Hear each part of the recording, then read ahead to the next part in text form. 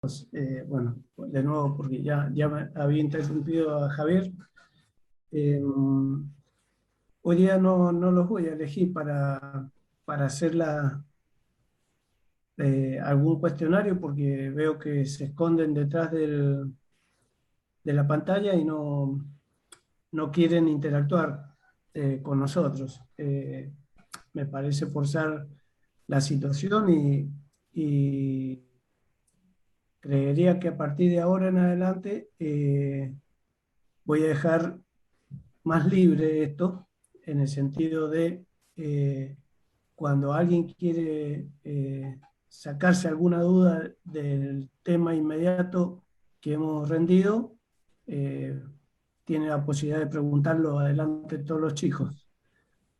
Porque elegimos al azar chicos y no aparecen, no aparecen, no aparecen, entonces, y muy pocos chicos se presentan con valor para preguntar. Eh, entonces, creo que es una decisión mía. Un poquito ya me cansé yo no soy un papá que los va a andar siguiendo. Eh, Trato de ser un buen profe y de ayudarlos que ustedes aprendan y que sea un reemplazo natural y que del grupo de ustedes entiendan lo que es geotecnia y que aparezcan geotécnicos que nos logren reemplazar a nosotros. Eh, Así que esa va a ser la filosofía a partir de ahora en adelante. Eh, ¿Alguna pregunta?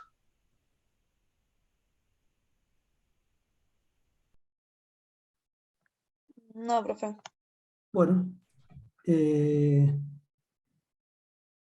vamos a diferencia de otros años y debido a la organización que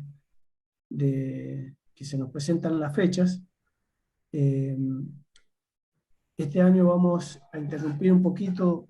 Siempre me gusta hablar de consolidación e inmediatamente hablar de corte y triaxial para el confronto del razonamiento entre un ensayo y el otro, pero vamos a colocar en esta oportunidad ensayos de campo y la semana que viene le voy a dejar el espacio a Javi eh, en el tema de ensayos de campo también, pero el que él es específicamente eh, un capo. Él entiende muy bien, arrancó como ustedes, o sea, uno le tiraba una idea y el tipo seguía investigando, y actualmente en su vida profesional me ayuda en todas las interpretaciones de campo que hacemos, con el orgullo de que, por ejemplo, trabajamos en este sentido. Se hacen los ensayos de campo y tengo toda la información que me llega del campo y le tiramos o le damos a Javi eh, los datos de los ensayos sísmicos y él, sin saber nada que está pasando en el campo, solo nos va diciendo qué es lo que encuentra. Entonces, cuando él me va diciendo, yo voy confrontando toda la parte de campo con la parte no destructiva de ensayo sísmico, que él es muy especialista, y evidentemente vamos encontrando un cierto paralelismo que así debe ser.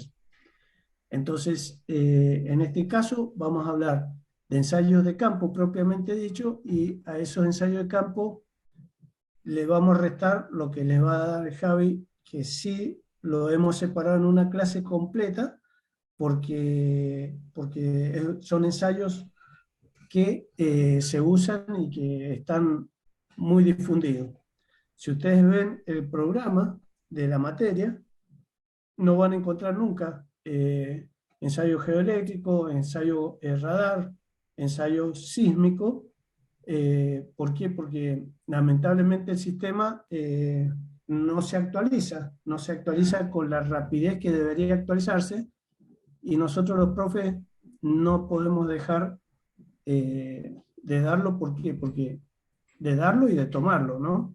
Porque es lo que se está usando hoy por hoy en todo el medio. Y adelantándonos un poco a las clases futuras, le he pedido a uno de los chicos que fue alumno nuestro y que actualmente está trabajando en una empresa minera. Antes de acá hacia atrás, en unos cuantos años, dábamos un programa, una clase de un programa que se llamaba Plaxi, que era un programa de elementos finitos. Vamos a hablar de él en forma muy rápida. Eh, pero en un asado que hicimos hace poquito, se nos ocurrió de intercambiar ideas y le digo, Agustín, ¿por qué con Javier no nos da un view de las cosas que vas encontrando, cosas que ustedes, allanarle el camino a ustedes para que vean eh, qué otras cosas se van a encontrar y que no los tome por sorpresa? Yo, por ejemplo, les cuento, y siempre les cuento la historia mía de los chicos, para no aburrirlos, pero una vuelta tuve la oportunidad de estar en Tokio haciendo un posgrado de esto que hago, geotecnia, y de repente me dijeron que íbamos a hacer un ensayo centrífugo, y era como si me hubieran hablado en japonés, propiamente dicho, porque no entendía nada de qué es lo que era un ensayo centrífugo. Y, y si bien fue una época donde aparecieron esos ensayos que estaban buenísimos, lo que se hace en ese ensayo es, se hace un modelo.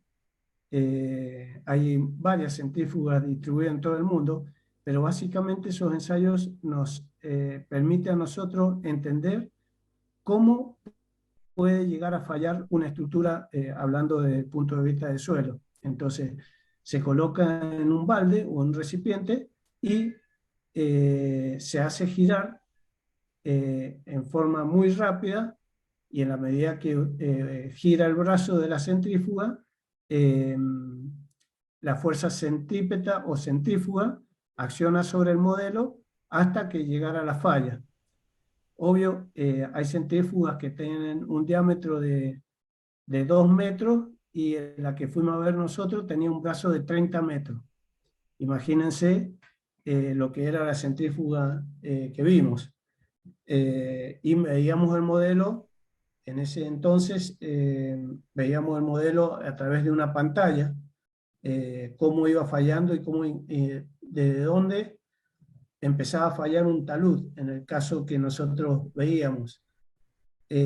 Por eso siempre, cuando les digo a ustedes, si tienen un talud que empieza a fallar o que se empieza a mover, normalmente la naturaleza de la persona empieza a mirar abajo, al pie del talud, porque es donde posiblemente uno cree que está el problema, pero el problema más rápido se detecta arriba del talud, donde están las acciones de tracción.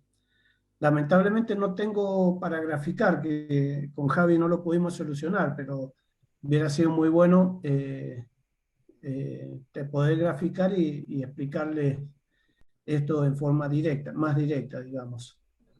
Entonces, vamos a hacer ese salto ahora de ensayos de campo, 2 clases seguidas, y después vamos a retomar los ensayos de corte y triaxial, que sí se ponen, para rendir esos 2 ensayos, se ponen muy ásperos para aprobarse. Bueno, entonces vamos a arrancar con ensayos de campo.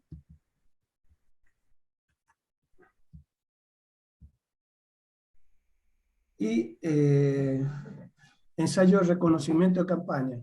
Previo a arrancar con esto, se me viene a la cabeza, vamos a hacer un ensayo de campo. eh, Obvio que no podemos ir los 50, pero los que estén interesados, realmente interesados, eh, vamos a hacer un ensayo de campo en la cancha de Godoy Cruz, adentro de la cancha de Godoy Cruz.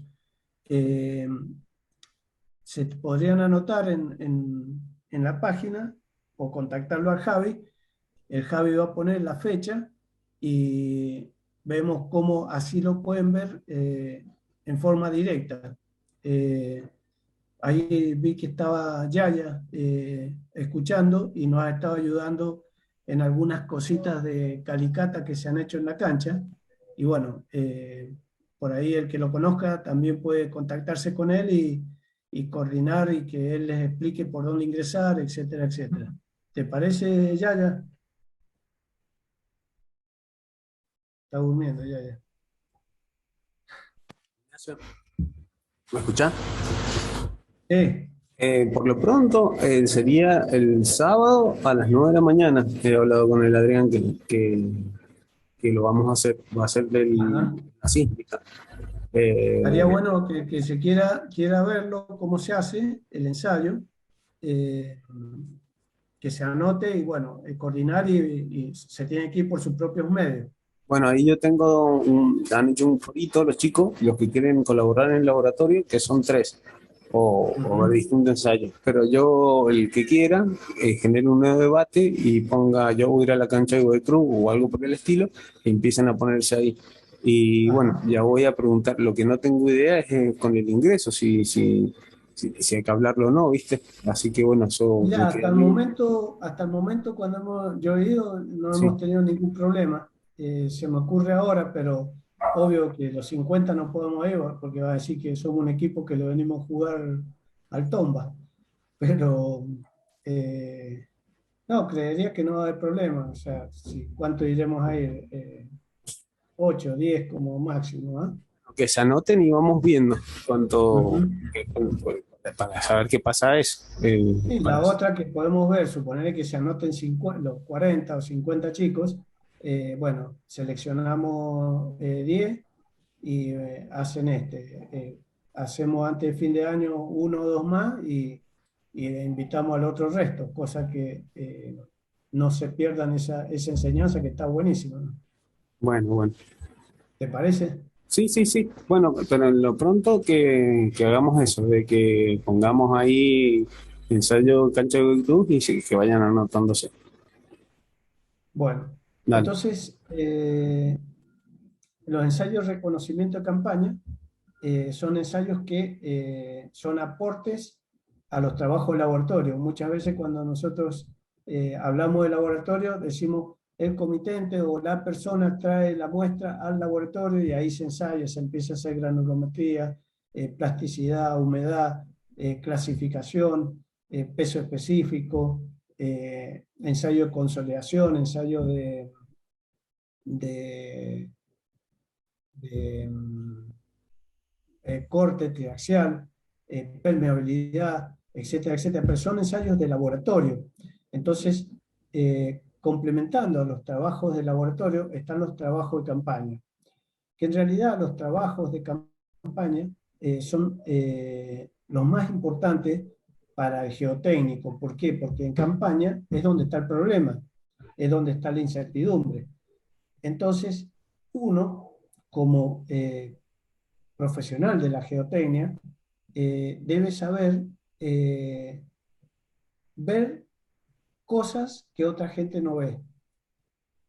¿En cuál sentido? Porque podemos estar analizando una obra nueva, en todo caso tenemos que ver cómo es el suelo, o podemos estar analizando una obra existente que tiene una patología o tiene una enfermedad o un asentamiento que nos está rompiendo la estructura en forma paulatina.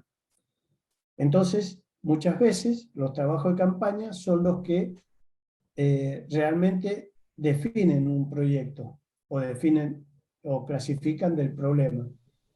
A mí me ocurre muchas veces que me llaman a ver un problema y ¿qué es lo que hago? Para ir, les cobro como le cobra cualquier profesional de abogacía, médico, etcétera, una consulta. eh, Y cuando uno está ahí mirando el problema, la ingeniería es más dada respecto al problema e inmediatamente uno con la experiencia le dice dónde está el problema y cuál es el camino a tomar. Entonces, nosotros como ensayo de campaña en esta etapa vamos a citar el ensayo SPT, el ensayo de placa, que son ensayos destructivos.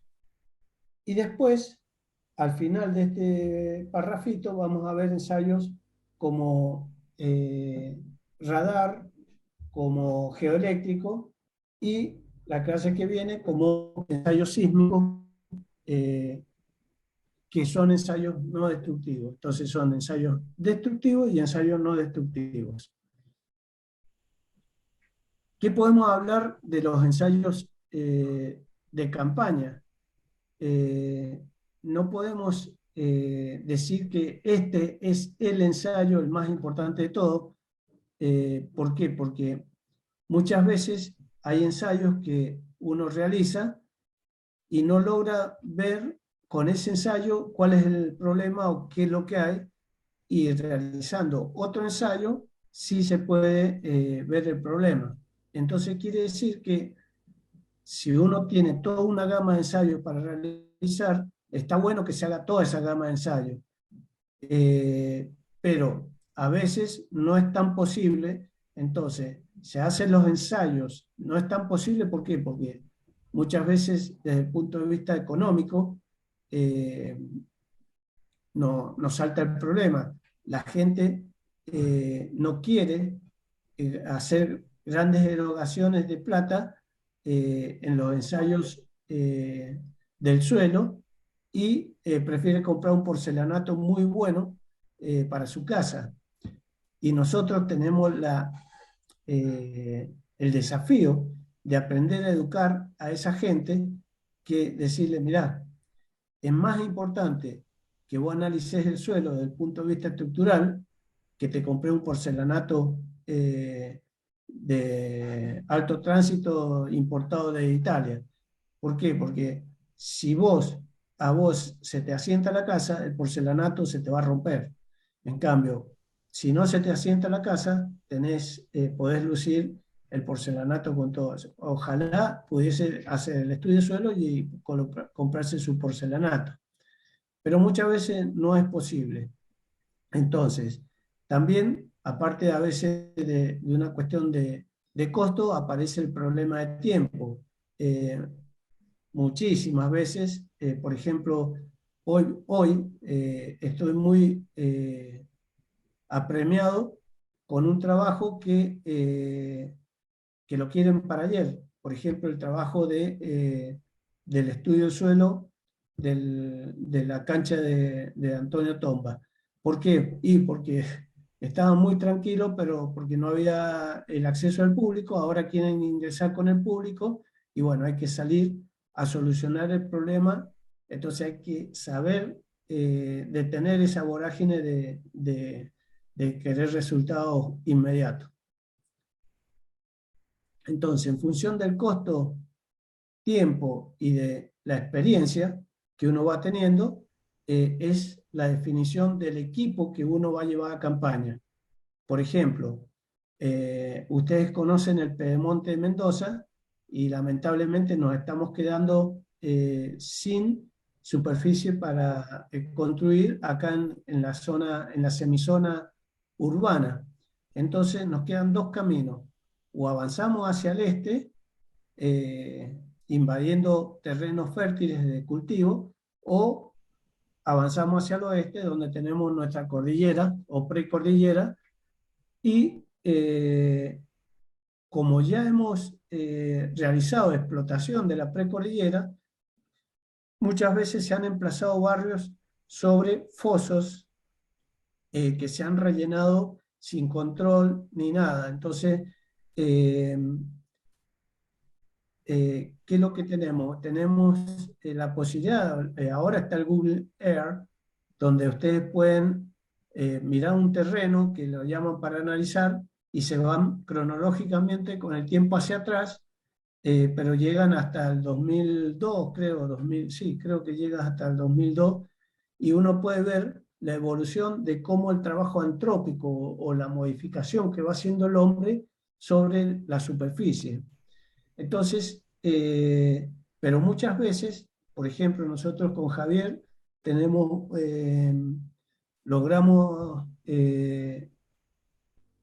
a través de una vuelta que fuimos a hacer un trabajo a la Casa de Gobierno, logramos eh, rescatar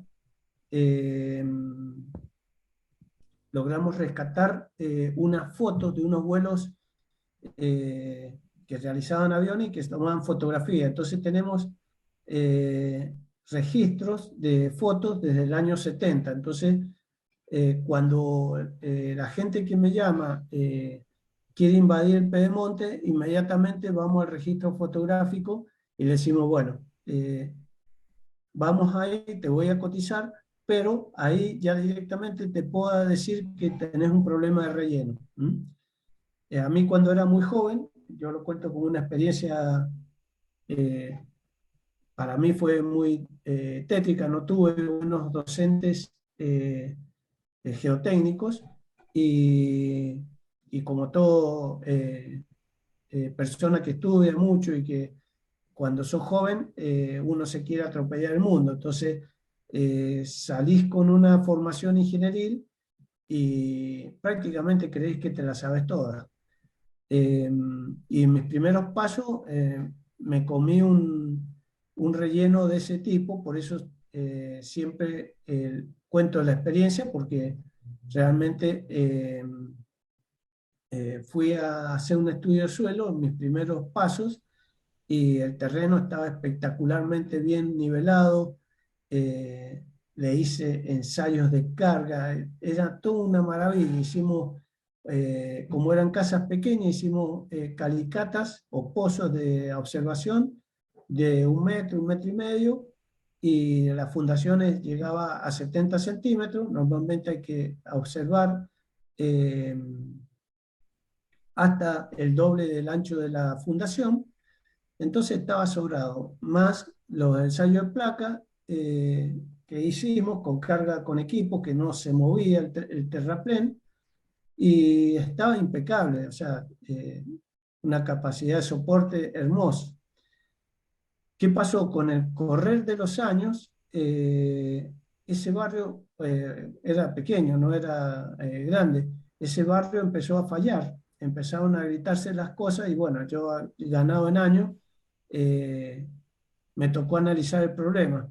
Eh, y resulta que lo que habían vicios ocultos, se llama ese problema, y era que por sobre el lugar donde habían construido el barrio, eh, hablando en la macroescala, habían pozos de 20 a 18 metros de profundidad y habían sido rellenados sin control con residuos sólidos. No era que eran escombros, eran residuos sólidos. Entonces, con el devenir de los años, ese residuo sólido y el uso de las personas, ese residuo sólido se empezó a podrir y se produjeron asentamientos. No en todo el barrio, pero sí en algunos sectores. Entonces, por eso les cuento eh, esa mala experiencia, y como moraleja o lo que yo necesito de ustedes es que cuando salgan, para algo estamos nosotros. O sea, siempre una consulta en el laboratorio va a ser bienvenida y siempre los vamos a atender. Ya lamentablemente esta virtualidad nos ha cortado un poco los brazos, pero cuando ustedes tengan un problema, no tengan miedo de ir y golpear la puerta del laboratorio. Entonces, vamos a hablar de las calicatas a cielo abierto, que son y sondeos. Fíjense lo que es una calicata. Ahí está, ese es Adrián, que es el que les da las clases de laboratorio cuando tenemos presencialidad.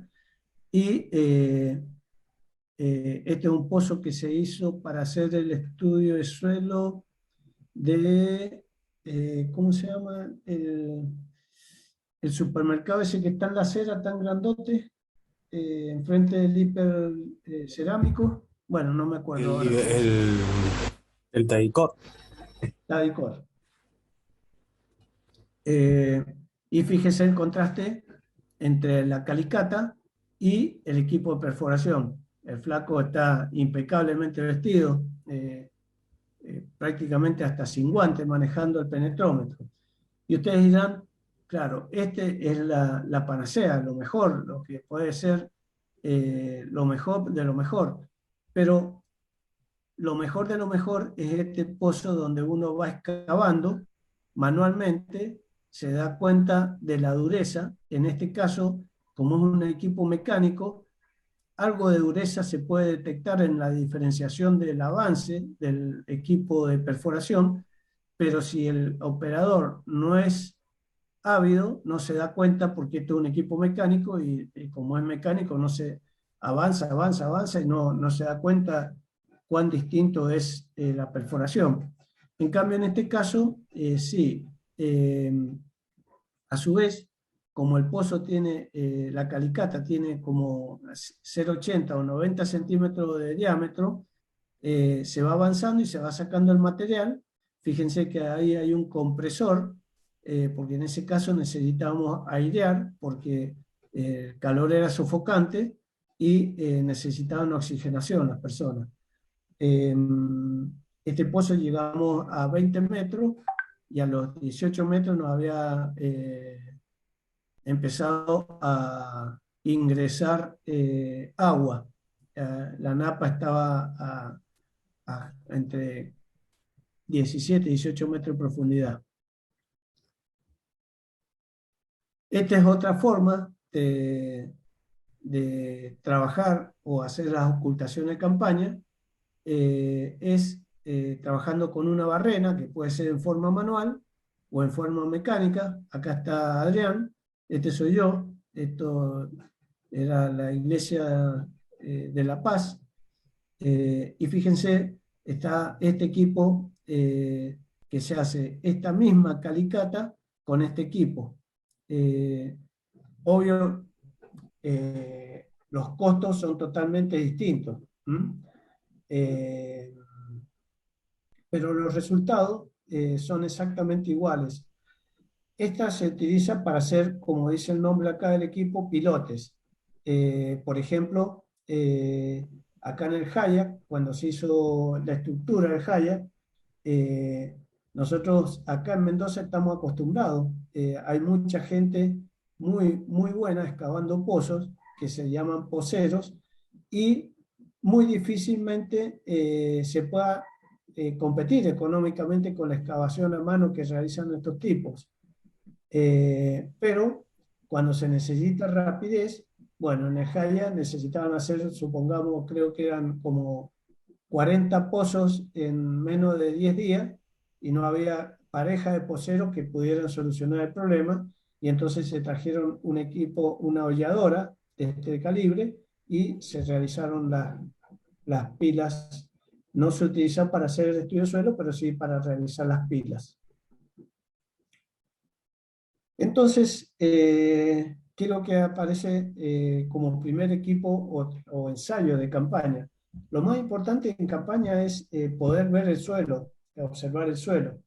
Y si lo podemos ensayar en el suelo mismo, in situ, es mucho mejor, porque nosotros al llevar al laboratorio siempre se produce una perturbación, se puede rotar la muestra, se puede producir una expansión de la muestra, o sea, pueden haber varios problemas en ese sentido. Entonces, eh, ¿qué es lo que hacemos? Aparece este primer equipo que se llama penetrómetro SPT y es el que vamos a profundizar en la explicación. ¿Por qué? Porque este equipo es un penetrómetro que se llama Standard, las siglas son Standard Penetration Testing. Eh, Acá está. Eh, ¿Qué es lo que hizo este tipo? Fue Terzaghi. ¿Qué es lo que pasaba? Que en ese entonces los primeros ensayos eran cualitativos y dependían mucho de la persona. Entonces, eh, Terzaghi, ¿qué hizo? Se le ocurrió fabricar un penetrómetro o un equipo de penetración y él dijo, bueno, con este mismo equipo, varias personas pueden llegar a decir que este suelo está rígido. Y cuando se dice rígido,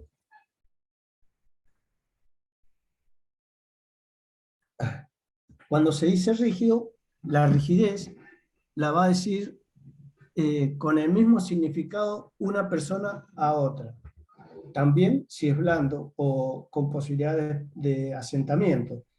Entonces, él definió un equipo de penetración que lo llamó SPT, que es como este equipo originalmente y que todavía no se reemplaza, pero ahí se alcanza a ver,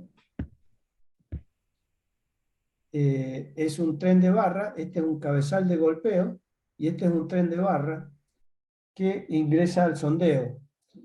Y como el caño este es hueco, ¿qué es lo que se hace? Con esta polea y un disparador se engancha, se levanta este peso que tiene aproximadamente 60 kilos y se lo iza hasta una altura determinada.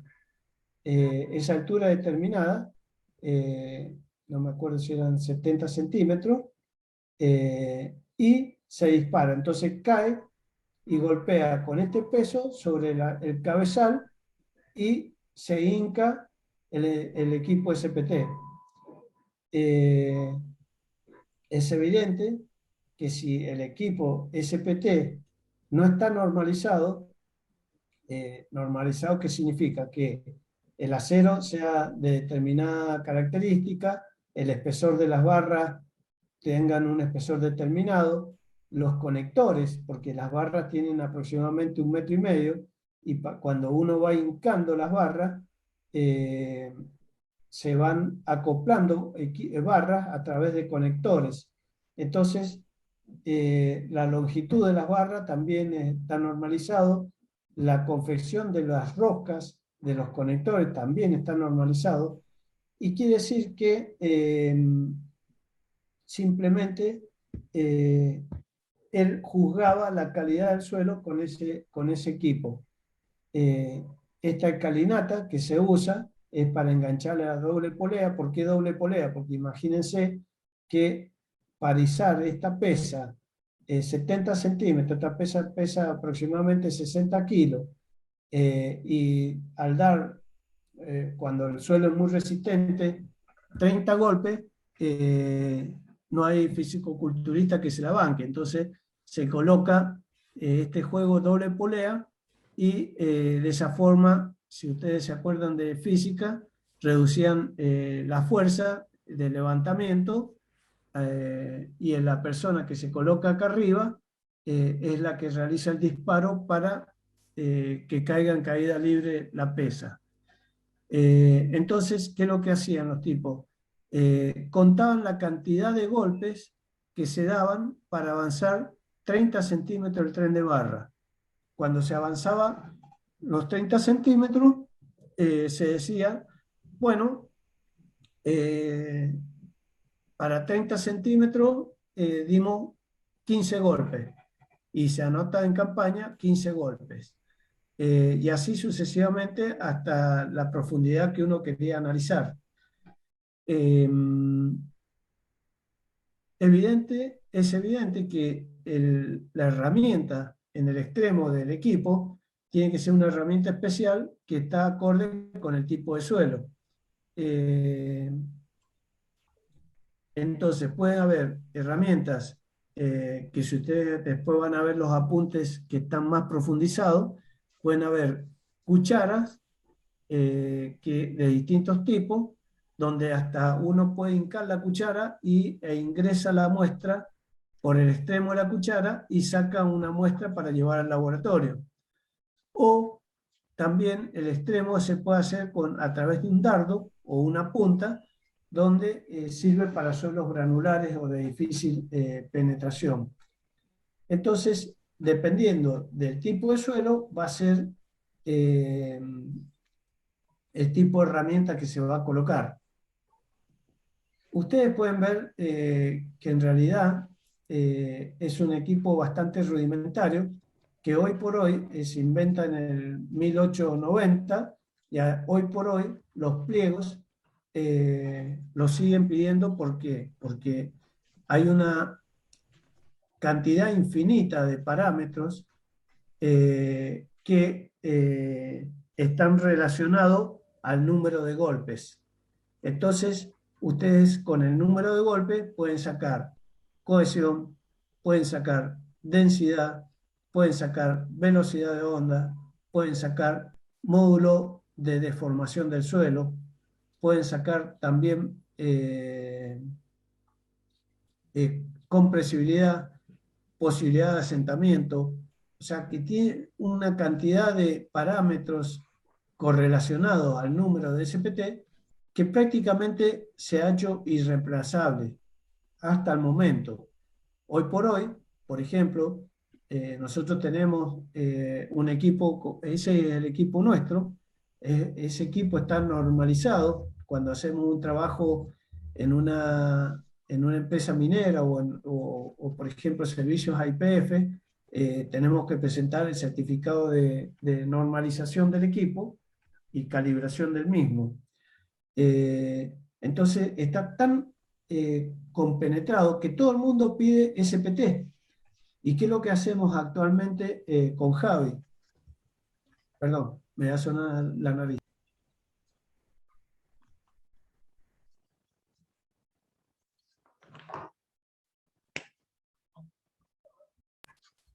Con Javi trabajamos al revés, hoy por hoy.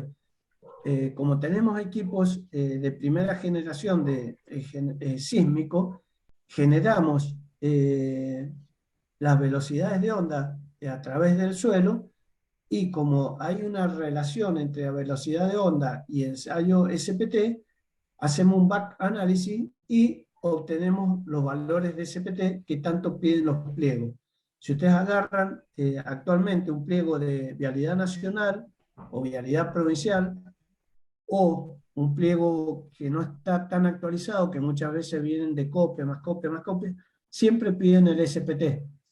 Entonces, yo, por ejemplo, he tomado la cultura de poder que cotizamos el equivalente SPT, porque muchas veces me he encontrado con gente que te pide llevar este equipo a todos los lugares. Y bueno, cuando realmente se pide el equipo, se lleva el equipo SPT, pero teniendo técnicas nuevas, es mejor hacer las técnicas nuevas donde obtener mejores resultados. Javi, después tenete por ahí la filmina de la evolución esa que le mostraste el otro día Sí, ya lo a tengo Paula. abierto.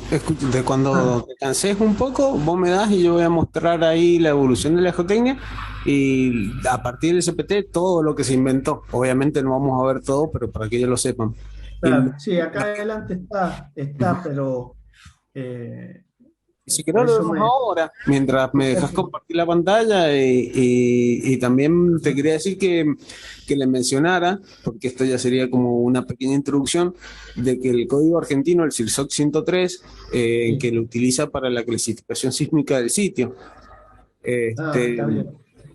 Eso aparece un poco más adelante, pero sí, decilo, no hay problema. bueno, el código nuestro, que es para clasificar sísmicamente el sitio donde uno va a emplazar la construcción, caracteriza el suelo en 6 diferentes clases. Entonces, de acuerdo al número de golpes de CPT o de acuerdo al valor de la velocidad de onda de corte promedio.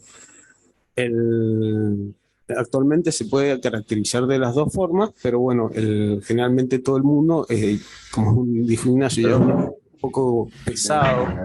Eh, ¿Sí, hola?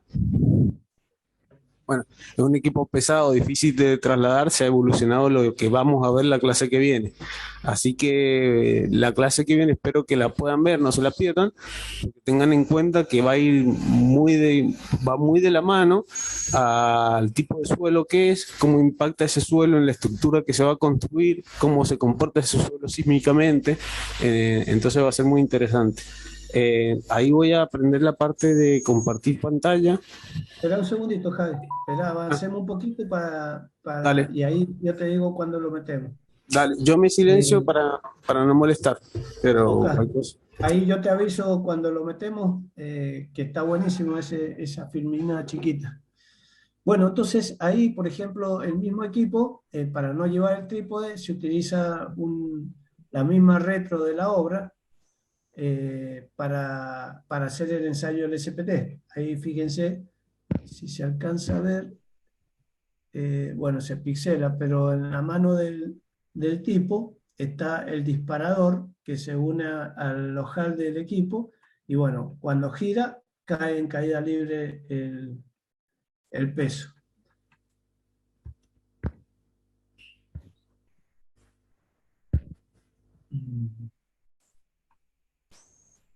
Entonces, ¿a cómo se ejecuta el ensayo SPT?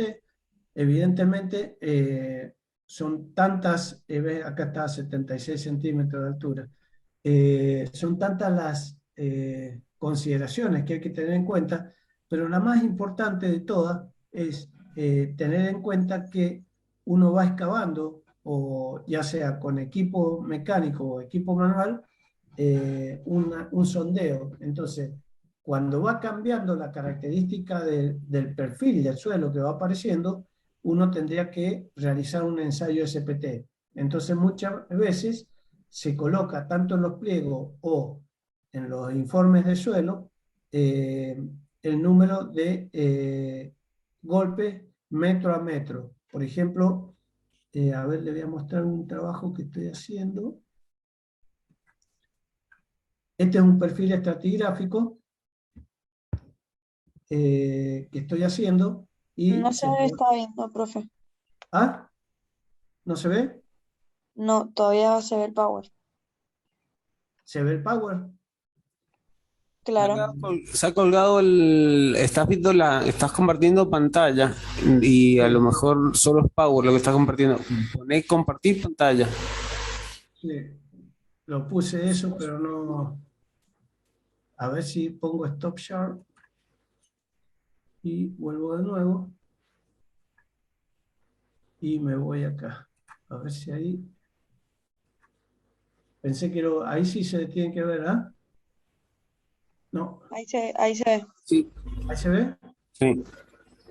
Bueno, ves, por ejemplo, acá aparece, este es un trabajo que estamos realizando acá en septiembre, bueno, ahí dice Showtime, bueno, no sé qué dice, septiembre de 2021, y observaciones, se hizo el ensayo SPT, y NP significa suelo no plástico. En este caso, fue un sondeo muy superficial, de 1 metro 20 de profundidad, y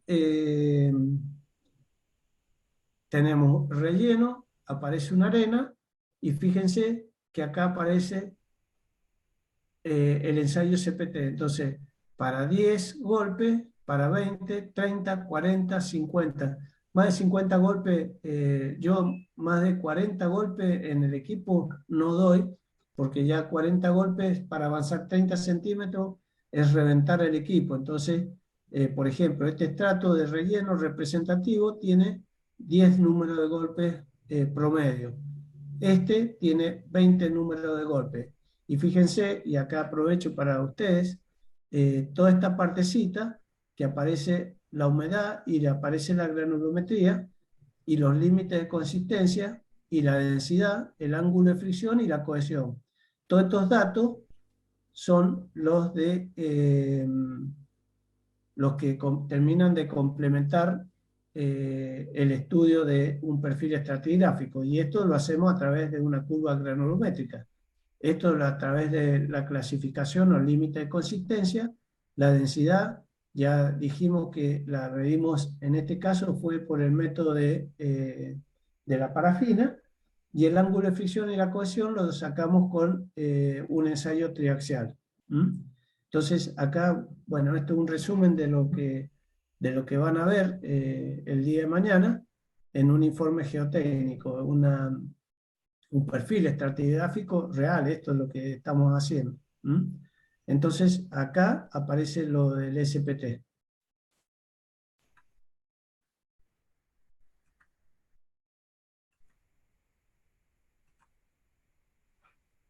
Ahí se volvió a ver la pantalla. Perfecto. Bueno, fíjense que acá es donde le dije que aparece por el 1989 el SPT, y bueno, aparece con el peso de las barras, todo esto que les hablé más temprano. En los informes de los resultados ya vimos que evidentemente si está normalizado necesitamos colocar el peso del martillo, la altura de caída y el avance a 30 centímetros, porque eso ya se sabe que es. Por ejemplo, acá cité que en obras de real importancia, si a nosotros nos piden el equipo calibrado, entonces necesitas presentar un certificado de calibración. Entonces, acá sí, Javi, si querés ponerlo, claro, con el avance tecnológico aparece otros equipos de penetración, por ejemplo, el CPT con todas sus variantes.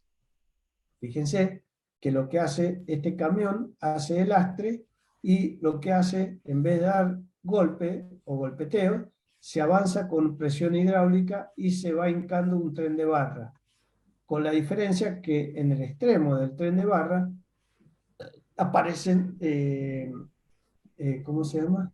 Sensores, ya sea sensores de determinación de humedad, sensores para medir velocidad de onda, entonces fricción lateral, porque fíjense que si uno va a una escala mayor, uno puede, cuando hace el cálculo de una pila, habla de resistencia por punta y resistencia por el fuste. Entonces, individualizando el penetrómetro, uno puede decir cuál es la resistencia por fuste y cuál es la resistencia por punta.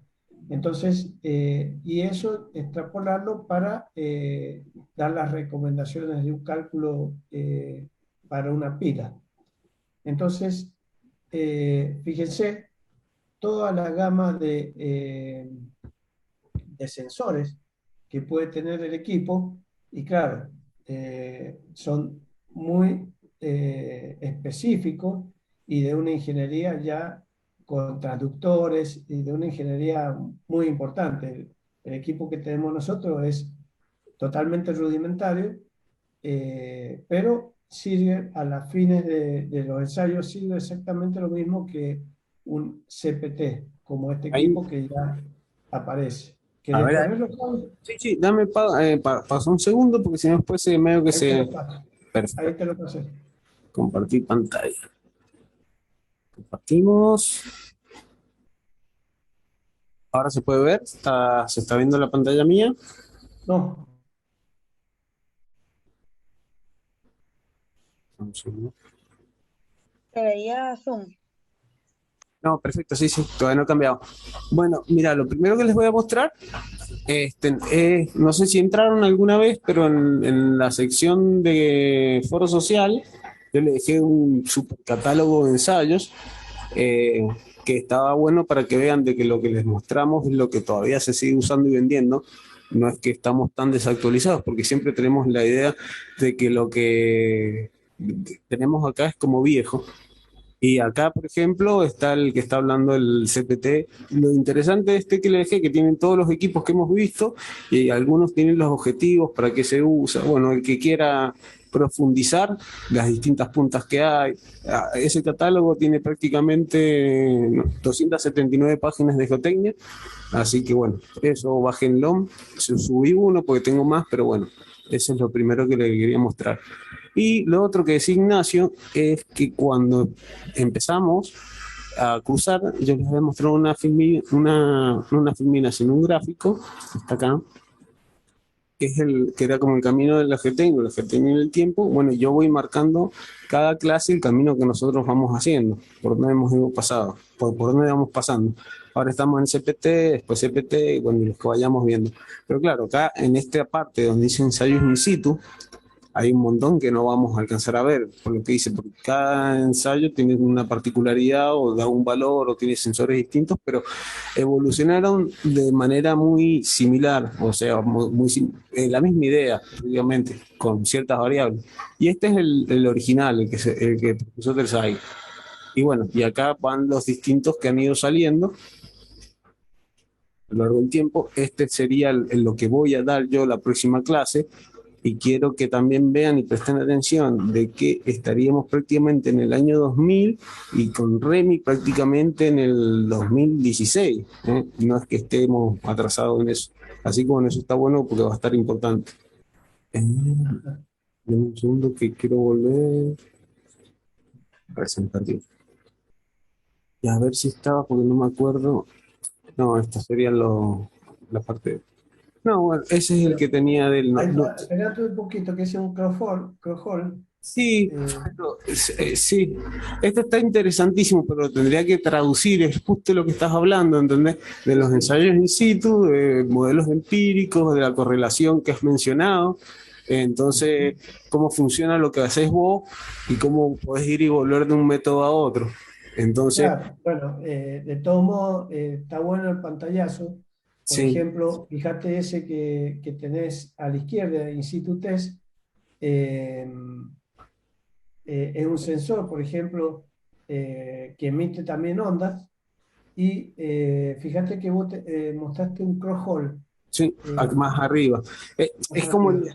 el ida y vuelta, es lo interesante Ahí. de esto, de que de un ensayo puedes determinar ciertos valores y confirmarlo, o de otro sacar ciertos valores y confirmarlo, eso es la idea de eso. Pero este es el crosshold, dale, ahí está. Claro. Por ejemplo, el crawlhall ese, tenés un sondeo de un lado y otro sondeo en otro lado, y se emiten ondas, y tenés un emisor y un receptor. Entonces, uno puede medir la velocidad de onda de ese estrato particular, Exacto. eh, O que sea, es un ensayo. es un hoyo, digámosle, porque a lo mejor se pierden. Hole es hoyo en inglés, entonces Claro. han hecho un pozo, por decirlo, otro pozo, y metieron uno de que emite una vibración así, y esa vibración genera onda sísmica, tanto sea Ujú. principal o secundaria. Y el otro es un receptor, que sería como un micrófono, y escucha lo que llega. Entonces, de esa manera puedes sacar las velocidades de esas ondas sísmicas. Que nosotros lo podemos sacar con un número de golpe de SPT. Entramos a una tabla o a un gráfico y sacamos ese mismo valor de onda. Entonces, es lo que yo les decía, o sea, ya directamente o prácticamente cuando uno tiene un equipo de última generación, no es necesario llevar el SPT, y sí se puede sacar en camino inverso a través de la velocidad de onda el número de golpes de SPT para complementar simplemente los pliegos. ¿Ah? Déjame ver si veían un poquito algo más interesante. Bueno, esto si lo puedo sacar después, lo vamos a dejar preparado para el próximo año, pues está bueno todo el camino que uno puede hacer. Ese es un perfil de los distintos ensayos. Está buenísimo este paper, ¿eh? O sea, Sí, sí. porque habla sobre eso, exactamente sobre lo que veníamos Bueno, hablando. fíjate, el DMT, Igual. espera un segundito, Javi, Sí. el DMT se llama DMT, que es el dilatómetro de Marchetti. Ujú. A ver. No, había uno que tenía las distintas. Ah, bien, para, se me movió mucho. También existen mecánicos, también no es necesario que sean todo a mano.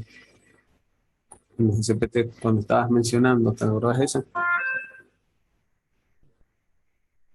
Ah, distintas puntas.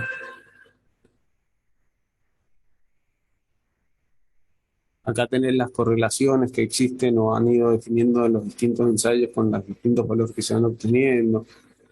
No, este está muy y acá, mira, ahí tenés todos los, eso sabes lo que son, que también está muy bueno. Serían todos los estudios. Oh, se cayó. Bueno, se los cuento. Estos serían todos los papers que han hecho con las correlaciones de los distintos estudios. Vamos a esperar que vuelva. Denme un segundo que le voy a poner pausa a la grabación. Ahí volvimos. Vamos a los 27. Entonces, sí, claro. Entonces aparece el CPT, que es el Cono Penetration Testing, con todas sus derivadas, y como ya lo vimos con Javi, eh, y todas sus necesidades. Fíjense que esto, cuando uno lo ve en una realidad, son piedras porosas y ya vas a ver, también emiten a través del voltaje y se puede hacer ensayos de resistividad como el que vamos a ver enseguida. Entonces, claro, ya la cantidad de equipamiento, fíjense que acá tenemos pore pressure, un equipo para medir la presión de poro. Entonces, vieron lo que nosotros hablábamos de consolidación, que medíamos la presión intersticial o la presión del poro. Ellos directamente no necesitan, en su análisis, no necesitan hacer el cálculo de la altura de agua por la densidad, etcétera, etcétera, porque ellos ya tienen el valor de la presión de poro a esa profundidad. Entonces, ya cuando hacen el estudio, como les mostré en el perfil, también hacen a partir, ponen la napa freática y a partir de la napa freática le empiezan a poner la presión intersticial o la presión de poro que van obteniendo en la medida que aumentan la profundidad de la auscultación. Entonces, claro, empiezan a aparecer todas esas minuciosidades como el equipo esquemático que vimos recién a través de la filmina de Javi, donde se puede sacar toda la adquisición de datos, ya sea sísmico o que es esto, la del osciloscopio, o geoeléctricos con la determinación de humedad y la presión de poro. Entonces, ese es un equipo que es el equipo grande, digamos.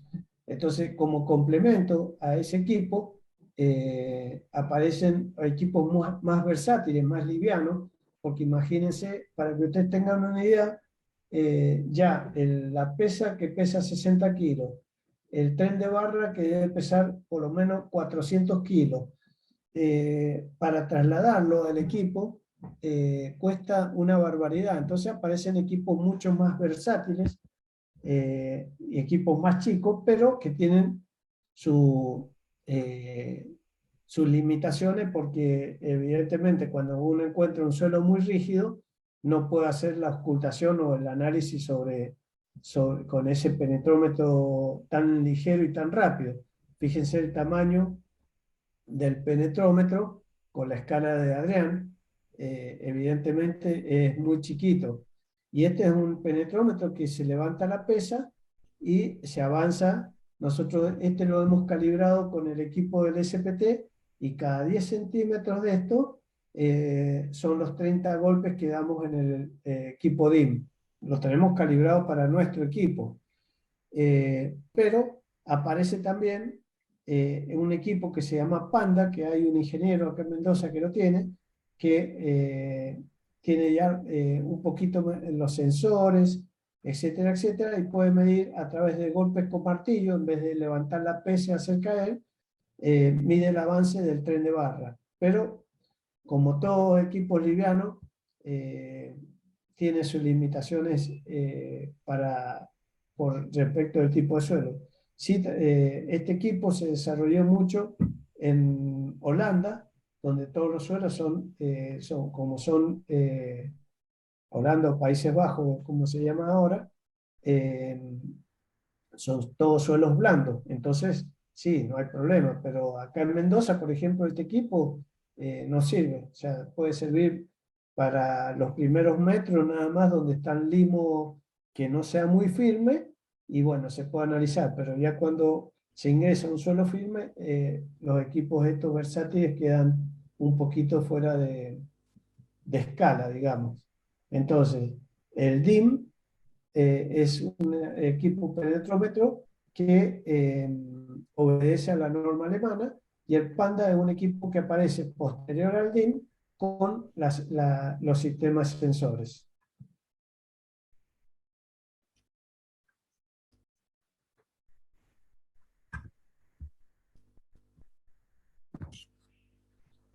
Vamos a ver el ensayo de placa, que es otro equipo de campaña que complementa a los trabajos de campaña. Y básicamente el ensayo de placa se utiliza muchísimo eh, para determinar módulos de elasticidad o módulos de reacción del suelo. Eh, Nosotros podemos aplicar a través de este aro dinamométrico, en este caso está en forma vertical, esta es una fundación de una casa, nos hemos metido debajo de la fundación, colocamos el plato y el accionar es hidráulico, entonces esto es un expansor, como los expansores que utilizan los chapistas, y se puede colocar en forma vertical o en forma horizontal para obtener módulos de deformación vertical o módulos de deformación horizontal o módulos de reacción. Entonces, esta es una forma muy fácil, con estos equipos, es una forma muy fácil de identificar rellenos. Por ejemplo, si uno se va a los lugares que el hombre remueve para hacer las urbanizaciones, a veces uno hace una calicata y no logra percibir dónde está el suelo de relleno y dónde está el suelo natural. ¿Por qué? Porque en el suelo de relleno uno sabe que va a tener la posibilidad de asentamiento si no está bien compactado, y el suelo natural a veces es muchísimo más rígido que el relleno. Entonces, si uno Ignacio, empieza... un segundo. Este, ¿Cuál es dice que no entienden bien qué hace el equipo? Supongo que es el de placa. Eh, Ah, Mostrarle, a ver si podemos ver ahora si no, lo... no tenés El una ensayo de calicata. placa, este es un pozo y se coloca el ensayo de placa en forma horizontal. Entonces se acciona con este gato hidráulico y se acciona hacia las paredes del pozo y se determina cuál es la tensión que uno va haciendo, y con este calibre se mide la deformación. Entonces se puede hacer una gráfica tensión-deformación y se puede sacar los módulos de deformación. A ver, ya les voy a mostrar una grafiquita.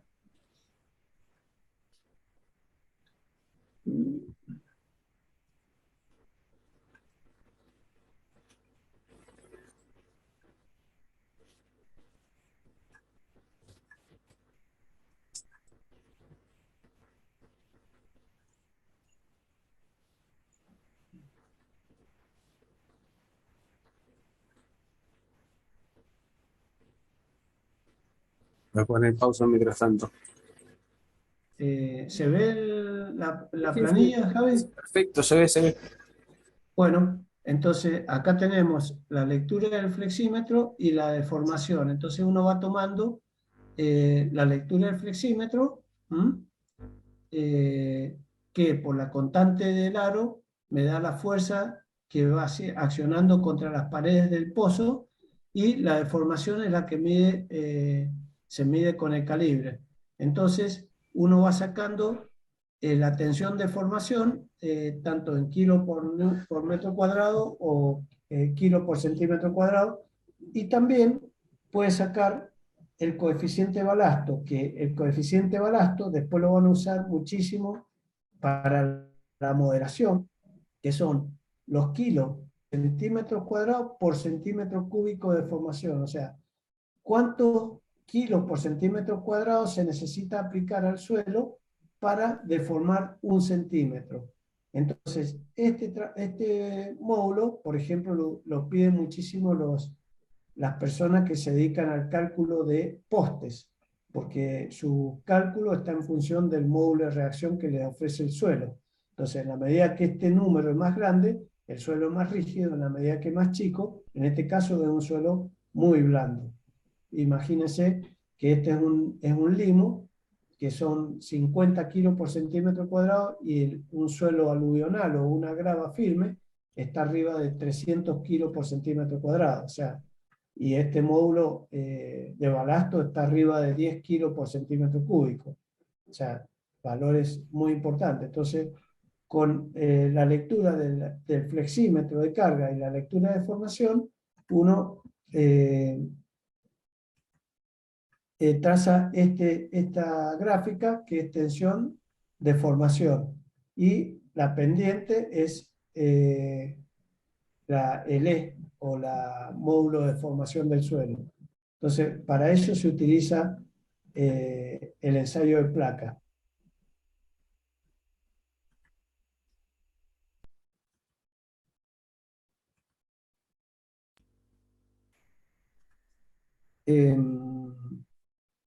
No sé, Javi, si vos estás para mostrarle el No, no, ensayito. no, no, se los prometo que se los busco y se los subo si acordar de sufrir el formateo de la máquina. Ah, cierto, el de la máquina. Ajá, la Bueno, estoy viendo si lo no sé recupero. si el pibe este que preguntaba le quedó bien que nos escriba por las dudas Sí, si sí, hay era alguna Sol, duda. era una alumna. Y también decir Ah, para el control de qué se utiliza, eso no te olvido. ah, bueno, una para determinar los módulos y la otra eh, se utiliza muchísimo, nosotros lo utilizamos muchísimo para realizar el control de compactación de piedraplenes. Muchas veces, ya vamos a ver control de densidad del ensayo Proctor, muchas veces uno tiene que juzgar si está bien compactado un terraplén o, o un terraplén que acababan de hacer y no se puede aplicar métodos tradicionales. Entonces, con el ensayo de placa, empujándolo, se saca un primer módulo en un primer empuje, se afloja y se saca un segundo módulo en el segundo empuje del equipo. Evidentemente, si el suelo está medianamente firme o está bien compactado, no hay mucha diferencia entre el primer módulo de formación y el segundo módulo de formación. Pero si existe una mala conformación del terraplén, el primer módulo va a ser muy bajo y el segundo módulo va a ser muy alto. En función de juzgar la diferencia en los módulos, los alemanes se dieron cuenta que se puede realizar un control de compactación a través de el ensayo de placa. Por lo tanto, es un equipo muy versátil y que se utiliza muchísimo en campaña.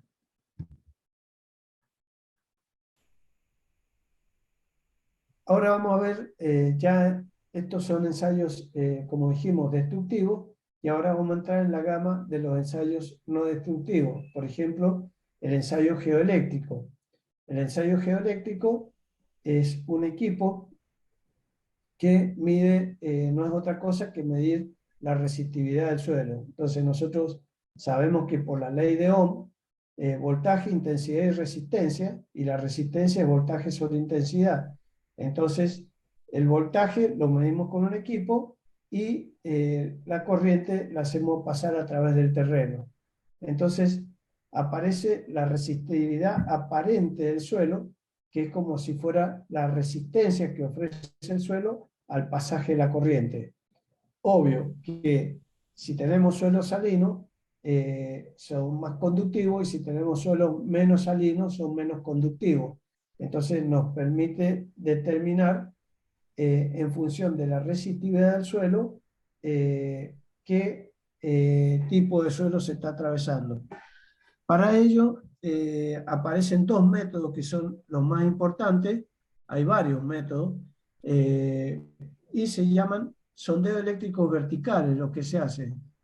Eh, ¿Qué es lo que se hace en ese caso? Se coloca, estoy pensando a ver si tenemos una foto cerca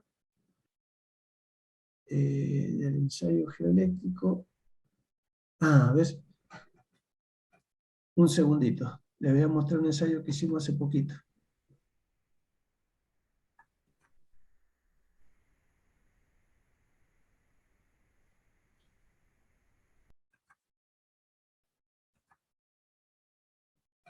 Mm. ¿Querés hablarle algo por mientras los chicos, Javi? Que yo voy a buscar el equipito de geoeléctrica. Bueno, dale, lo busco. No, le voy a responder había un chico que tenía una duda sobre el tema de un suelo normalmente consolidado y uno sobre consolidado. Y Ujú. bueno, le busqué la parte de la filmina a ver si se lo podía mostrar por acá. Este, Bueno, vos imaginate, esta gráfica es muy sencilla. Vos imaginate o imagínense en todo, que estamos hablando en control, imagínate un suelo, imagínense un suelo como les mencionaba, de que es directamente, a ver, no puedo dibujar, no se me ha habilitado, pero este es el suelo. Bien. Entonces, justo a la mitad de este rectángulo se deposita, no sé, una corrida de lava. Y esta queda sin nada. Entonces, ¿qué es lo que pasa con un suelo y qué es lo que pasa con el otro? Si este suelo lo cargas de pronto, va a comportarse como normalmente consolidado, el que estaría de la mitad hacia la derecha. Porque nunca ha tenido una carga geológica mayor. Entonces, vos el suelo lo cargas y va a bajar por acá rectamente. Pero si el que tuvo la corrida de lava después se fue por X motivo, la erosión del agua, el viento, todo lo demás, entonces ese suelo, ¿qué es lo que pasó? Vino así, a lo mejor llegó hasta el punto 4, que era el máximo peso que había tenido, hasta ahí pesaba la lava. La lava se fue, bueno, y el suelo se recuperó un poquito y vino al punto 2. Pero si ese suelo se vuelve a cargar porque le aparece algo, el camino de carga es distinto y baja por acá. Bueno, y eso es lo que sería un suelo sobreconsolidado. Em, Está el chico que me hizo la pregunta, no sé si fui... Sí, ingeniero, soy yo. Ah, Claro, yo lo que había entendido que era como una propiedad del suelo en sí y no una propiedad del estado del suelo. O sea, es como depende a qué está sometido el suelo en su momento. claro, su historia geológica, no sé si... Perdón que no te lo puedo dibujar, si no te lo dibujo mientras Ignacio busca en un No, no, paint. no. La verdad que lo entendí bastante bien así. A Bueno, mí lo que no me terminaba de cerrar era porque creía que era como una condición que ya no se podía cambiar, era una condición del suelo que ya venía así. Y, o sea, por como lo entendí ahora, depende de la condición a la que está sometido ahora el suelo. puede ser esa, como te digo yo, imagínate, es el mismo perfil y en un lado le pasó algo, que le apareció una sobrecarga distinta y a este no le pasó. Y el suelo de abajo va a ser lo mismo, va a tener las mismas propiedades de minerales, va a ser la misma composición. Lo que le pasó es de que esa sobrecarga que se le puso le modificó la relación de vacío, le expulsó quizá parte del agua que tenía, se la expulsó seguramente el agua que tenía, entonces, esa es la modificación que tuvo. Y entonces el suelo responde a cargas de distintas formas. El que nunca tuvo nada, el que es normalmente consolidado, tiene la curva de compresión nodal que va a ser esta. Y bueno, y si ponele que yo te había dicho, te lo repito de vuelta para que la magma cargó acá hasta el punto 4 y después el suelo recupera un poco, pero no vuelve por acá, ¿entendés? Recupera hasta el 2'. Y si se vuelve a cargar por X motivo, baja por acá y después continúa con la Noval como si fuera ahí, como hubiera sido si no tuviera la carga.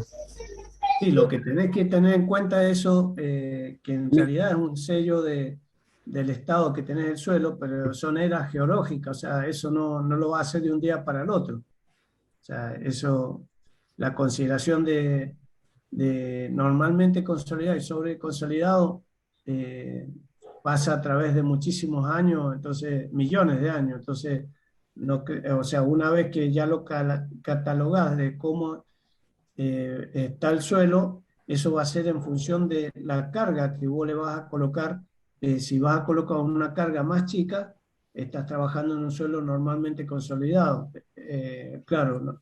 Sobre consolidado. Si la carga es mayor, entras en un juzgamiento de un suelo normalmente consolidado. Entonces, lo más importante es para vos determinar eh, si el suelo está la carga de preconsolidación y en función de la carga de preconsolidación, ver la carga que vos que tiene tu estructura y ahí vas a saber cómo se va a comportar el suelo. Bien, perfecto, ingeniero. Muchas gracias.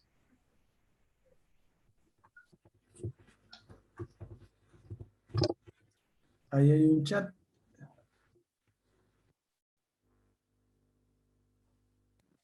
Le pongo pausa, Ignacio, porque si no se va a hacer gigante la grabación. ¿Encontraste eso? Sí, sí, se lo encontré. Ah, bueno. Sí, ahí puso un chat, un pibe, un chico. Este es un ensayo de geoeléctrica. Este es el equipito geoeléctrico, ¿ves? Eh, sí, tenemos, ese es uno de los equipos. Fíjense que ahí está sacando la foto para el ensayo. Fíjense el terreno. Se clavan los electrodos. Esos electrodos son...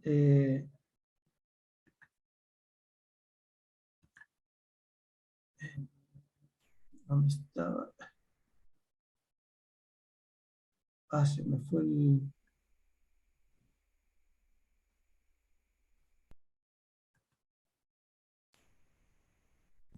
Ignacio, Sí, si se estoy cortó. buscando No, no, es que se me ha ido el pájaro en seco, trabajan con la humedad del suelo natural.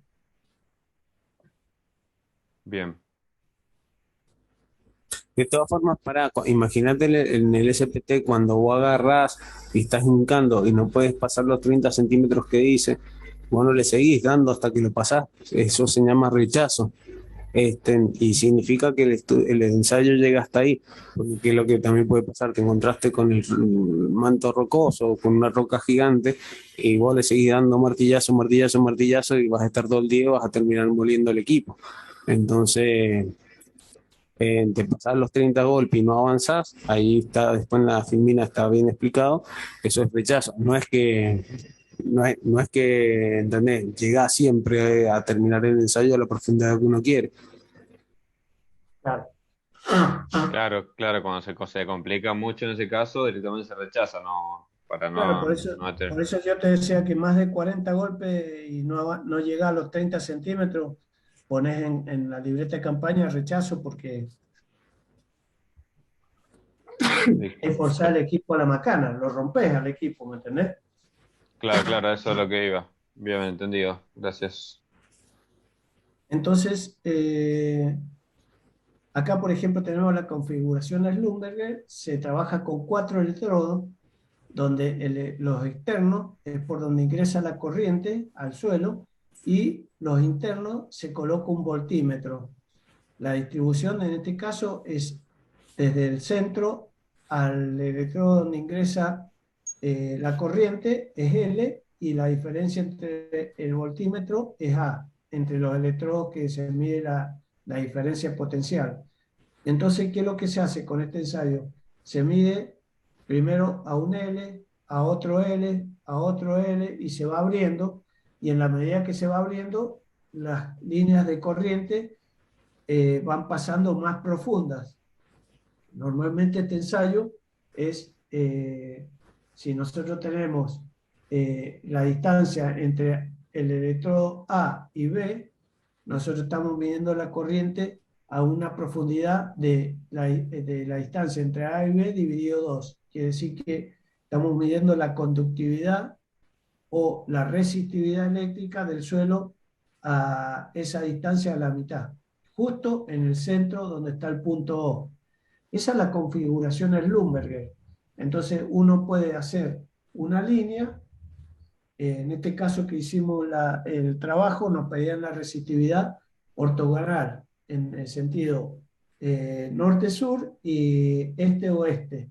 Entonces se hace una cruz para saber si hay una laterabilidad de variación en la resistividad o del campo eléctrico en un sentido y en el otro, y se determinan los valores a distintas profundidades.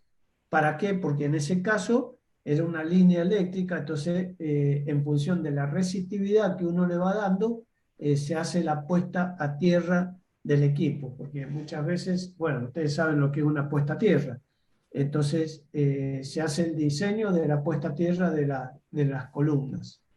Este es el método Schlumberger y hay otro método que es el método Benner. Bueno, para medir la resistividad se trabaja con este tipo de fórmula y esta es la configuración eléctrica de Benner, que en vez de se va aumentando el valor de A, que es la equidistancia entre los electrodos de ingreso de corriente y la medición de diferencia potencial. Un Entonces, en segundo, este caso, escúchame que ahí hacen una pregunta eh, interesante, va a ser para todos. Y una alumna pregunta, María Sol, pregunta qué relación tenés entre la distancia L y la profundidad de ocultación. ya lo No, dije. ya le dijiste, me parece que, no sé si te escucho, a medida que vos te vas abriendo, ¿qué es lo que va pasando? Vas metiéndote más en la profundidad en la Tierra que vas ocultando.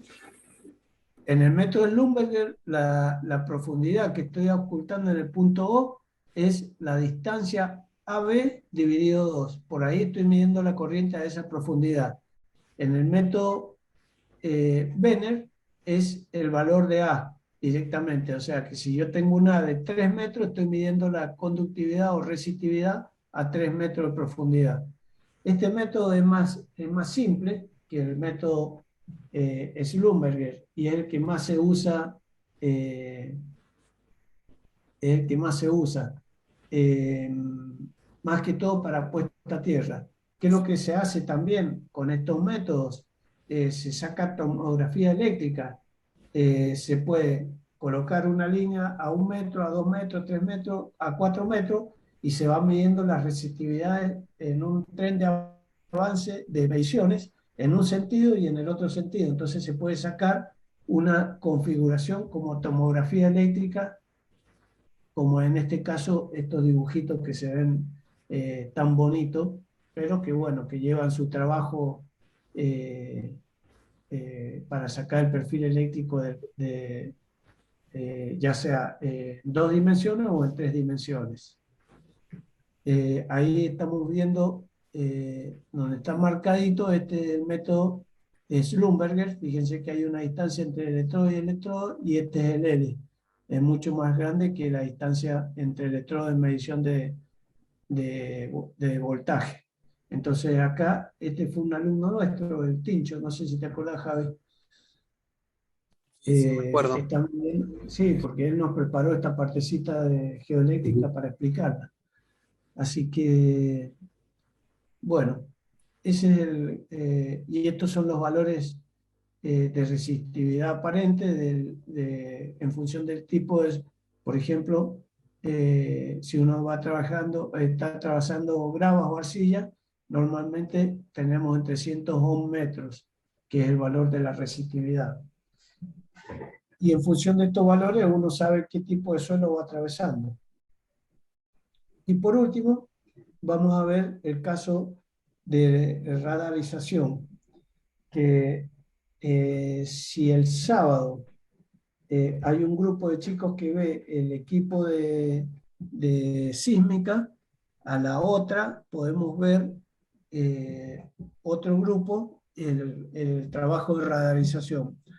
¿Qué es lo que el radar? Es un equipo que, para que ustedes tengan una idea, se parece a una máquina de cortar pasto, eh, como este tipo. Bueno, ahí está Adrián pasando el radar y emite ondas electromagnéticas y en la medida que va pasando, va emitiendo ondas y cuando se encuentra con una perturbación, ya sea cañería, viga de fundación, eh, fosa mal rellenada, o sea, va mirando en esta pantalla que tiene el equipo, va mirando como si fuera una ecografía, como la ecografía que hacen cuando una mujer está embarazada, eh, va mirando en esta pantalla lo que va apareciendo, las interferencias que van apareciendo, tanto en profundidad como en longitud. Entonces, uno puede trazar, en estos casos se puede hacer grillas longitudinales o directamente se puede trazar en 3D planos para encontrar las diferentes estratigrafías que va obteniendo. Pero normalmente estos equipos se utilizan más que todo para encontrar, en este caso ves un dibujito donde está, este es el dibujo de la pantalla y esta es la estratigrafía del suelo, donde se ve un umbral, otro umbral con un fallamiento y fíjense cómo se ve, no es que sea tan directo, hay que saber interpretar las pantallas.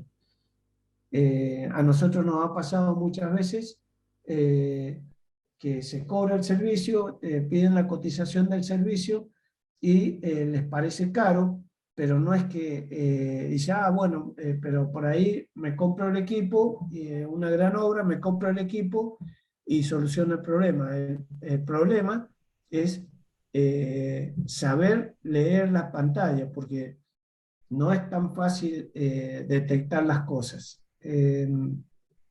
Si quieren les muestro un ensayo de radar que hacemos a diario. A ver si me esperan un segundito, vuelvo a abrir uno de radar y porque ya terminamos, les voy a mostrar uno de radar. ¿Podés pararlo un poquito, Javi, si querés? Sí, dame un segundo que justo tuve que salir. Ahí pongo pausa. Ahí estamos. Para culminar la clase, por ejemplo, se estaba haciendo un mantenimiento de este receptáculo de petróleo ahí en destilería, o en yacimiento Barranca, perdón.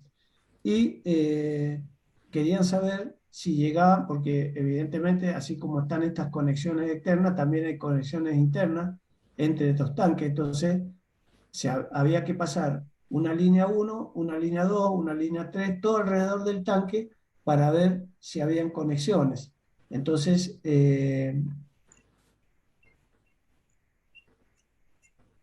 Ahí preguntan, Ignacio, ¿hasta qué profundidad de ocultación tenés con el georradar?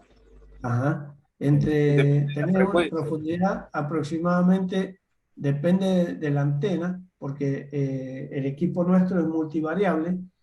Podés tener una antena, acá aparece un rango por ejemplo, de 1,5 GHz se utiliza para 50 centímetros. Entre 400 tenés hasta 3 metros, la nuestra varía entre 200 y 400, entonces uno puede jugar, no es que si uno trabaja con una antena de 200 MHz, vos medís en 7 metros, sino que la mejor definición se observa a los 7 metros, por eso las antenas, que son los equipos buenos, que son multivariables de antena, estos son equipos muy caros, carísimos, para poder ocultar a 50 centímetros, pero no significa que este equipo, que tiene una buena performance a 3 metros, no alcance a observar a los 50 centímetros. Por eso le decía que depende mucho del ojo del operador. Por ejemplo, ahí van a ver una imagen de radar que esta es una imagen de radar, ¿ves? Y uno lo ve y no encuentra nada. O sea, si uno no tiene la interpretación o el conocimiento de qué es lo que se está viendo, para ver en esta pantalla, por ejemplo acá, estas son campanas que uno las marca. Por ejemplo, esto puede ser una trinchera que se extiende hasta casi los 2,5 metros.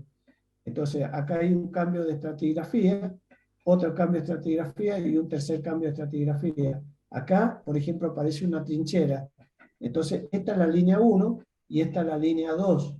Fíjense que se repiten más o menos el mismo patrón. ¿Por qué? Porque la línea 1 es paralela a la línea 2. Se ha pasado el radar en este sentido hasta acá y se pasó el otro radar. Entonces, cualquier cañería que aparece, entonces en la pantalla uno entrega la profundidad y la distancia. Entonces, ¿qué es lo que se hace? Se marca el inicio de la línea y se va midiendo la distancia. Entonces, cuando se encuentran cosas, en campaña se deja una estaca clavada y se marca la indicación. Se encontró una alteración a los 2 metros de profundidad, posible alteración a los 2 metros de profundidad, etcétera, etcétera.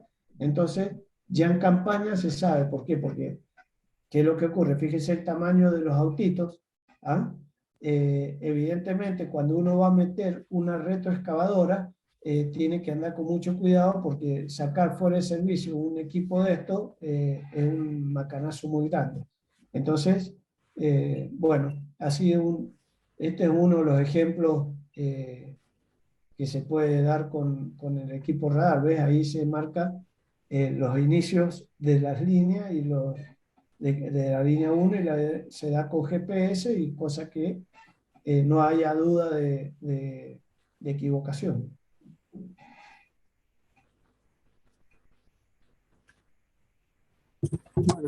Bueno, Javi, podés pararlo si quieres. Sí, dale, para que empiece a codificarse.